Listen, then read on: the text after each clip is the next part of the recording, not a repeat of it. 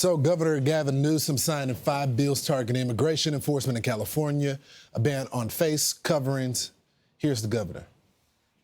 ICE, unmask. What are you afraid of? What are you afraid of? If you're going to go out and you're going to do enforcement, provide an ID. Tell us which agency you represent. Provide us basic information that all local law enforcement is required to provide. He asked the question, what are they afraid of? Let's bring in acting ICE Director Todd Lyons. Maybe it's because of the assaults are up at an all-time high, over 1,000%. 1,000%. You know, and that's what the sad thing is, right? I wish the governor would lobby for legislation to help protect people of law enforcement, not just the men and women of ICE, but all law enforcement. You see FBI agents, DEA, ATF, having to do the same thing because there are these groups that are out there just doxing agents all the time.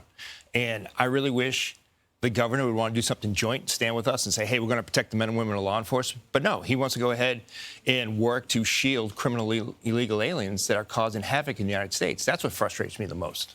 Tell us a little bit about some of the people that are being captured by ICE, because, you know, they keep saying that ICE is showing up to schools, just to forum sites. But these are real operations of dangerous people that have been in the country. 100%. And I think that's the one thing that people voted for. They wanted President Trump to make America safe again. And that's what we're doing. We're going after these criminally illegal aliens, TDA gang members, which is now a foreign terrorist organization, child rapists, fentanyl dealers, you know, some of the most heinous people. Look at just in Dallas, the Cuban national that beheaded a motel owner, right, in front of his family.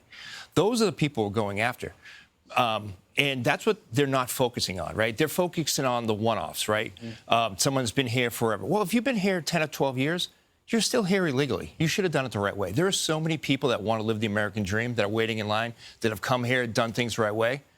You have to do it that way. And ICE is conducting a law enforcement mission. And I really wish people that are against our mission would go ahead and look at our websites. Look at what we're doing every day. That's what they should be focused on. So we were looking at these anti-ICE protesters in Illinois. Some of them are elected officials that were blocking the agents that have people in custody that are just trying to transport them.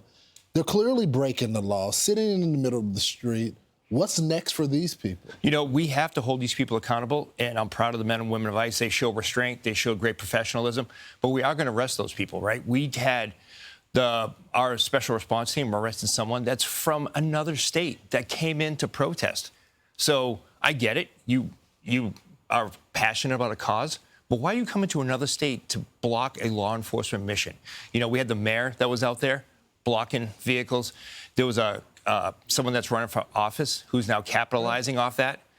You know, elected officials should not be hampering a law enforcement mission, and that's what they're doing. And it's putting my men and women in harm's way. Not only that, it's putting the people of that community in harm's way, because now you have agitators being busted in professionally to protest ICE. Do we know who's funding these organizations? I mean, I hear that from people all the time. There has to be an organization. I've interviewed a guy who is the businessman who funds these authentic, as he says, protests, but there's someone that's funding these people to go across state lines to do criminal acts, frankly. This is 100%. Not protest. This is obstruction of justice. No, and, you know, it's not the First Amendment. You know, we'll be the first ones to say we're, you know, so for people peaceful protesting, but this isn't that. You know, Secretary Newsom made it clear that if you impede the officers, you're going to get arrested. And if you look at Los Angeles, we made arrests in Los Angeles for people providing material support. People are showing up with trucks, handing out shields, gas masks. That's not peaceful protesting. You're there for one mission, right? And it's to battle out with law enforcement. And we can't have that. We have to focus on those people that are funding these groups to impede a law enforcement mission. We need to focus on that. So I got to ask you, how's recruitment? It's great. You know, I was shocked. It's been amazing. There's so many men and women that want to sign up for ICE. They know it's a noble profession. They know they want to get in federal law enforcement. It's a great job.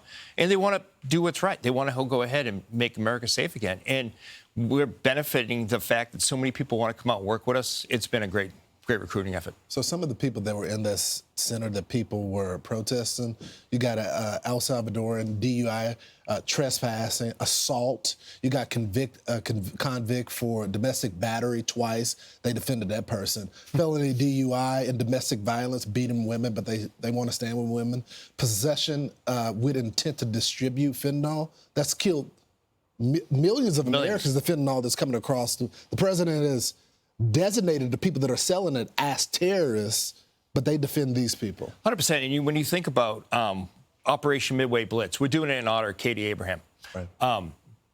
Beautiful young girl lost her life with her best friend in a DUI car accident by somebody that shouldn't have been in this country legally. They should be out there with us saying, hey, you know, the people you just highlighted, let's get these people out of here. But instead, they're in that van while we're trying to transport them to process them, but they're blocking us. So wait, you want to keep a fentanyl dealer in the United States? You want to keep a child rapist here in the United States? I just don't understand it. It's unbelievable.